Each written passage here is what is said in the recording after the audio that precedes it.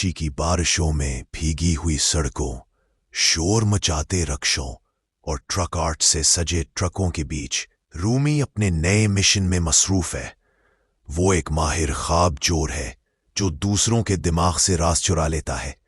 इस बार वो ताजिर आरिफ के जहन में घुसकर खुफिया मालूमात निकाल रहा है, लेकिन जैसे ही ख्वाब की गलियां बदलती हैं, सब कुछ उसके खिलाफ होना शुरू हो जाता है। आरिफ के जहन में ख्वाब की दीवारें लाहौर की पुरानी हवेलियों की तरह मजबूत थीं। अचानक एक हुजूम उसके पीछे पड़ जाता है, जैसे अंदरून लाहौर के बाजारों से लोग निकल आए हों। रूमी और उसकी साथी आलिया को भागना पड़ता है। ख्वाब के अंदर वो एक रक्षा पकड़ते हैं जो तेज रफ्तार ट्रेन की तरह दौड़ने लगता है। रूमी का दिल एक और बोझ से भरा रहता है। उसकी दोस्त महविश, जो अब दुनिया में नहीं रही, ख्वाबों में बार बार आ जाती है। सफेद शलवार कमीज पहने वो अक्सर सामने खड़ी हो जाती है और रूमी के ध्यान को बर्बाद कर देती है। कभी वो कव्वाली की महफिल जैसी आवाज में बात करती है, कभी किसी दरबार के सहन में दिखाई देती है। एक दिन लाहौर की माल रोड पर एक पुरानी कोठी में रूमी की मुलाकात फैजान कुरैशी से होती है। फैजान, जो एक ताकतवर बिजनेसमैन है, मिशन के बारे में बताता है।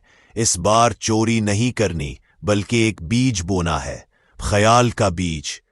वो रूमी को बताता है कि उस मिशन के बाद वो अपने बच्चों से दोबारा मिल सकता है। फैजान कुरैशी का हदफ एक टेक्सटाइल टाइकॉन जुबैर हैदर है, जो फैसलाबाद में अपने वालिद की विरासती सनत को चला रहा है।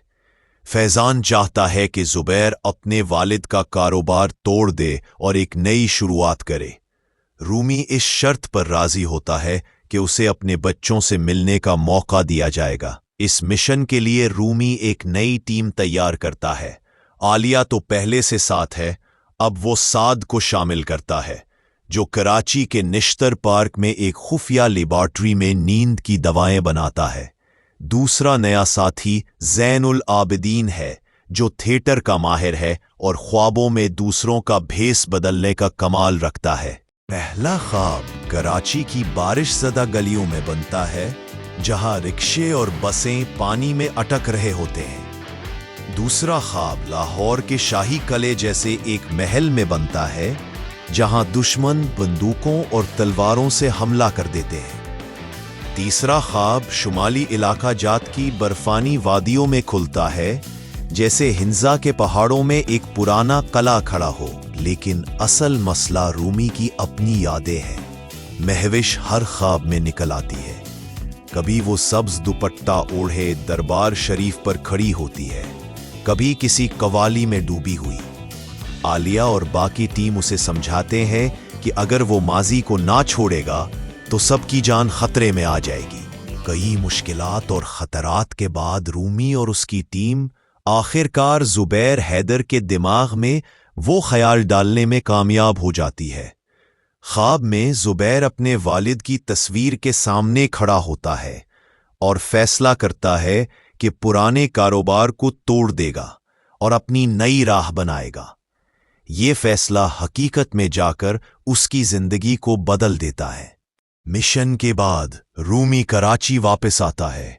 अजान की आवाज जामे मस्जिद के गुंबदों से गूंज रही होती है। वो अपने बेटे को हैदरी के सहन में खेलते देखता है। जेब से वो अपना लट्टू निकालता है और घुमाता है। रूमी उसको गौर से देखते हुए सोचता है और ये सवाल छोड़ देता है, क्या वो हकीकत में वापस आया है या ये भी एक ख्वाब है?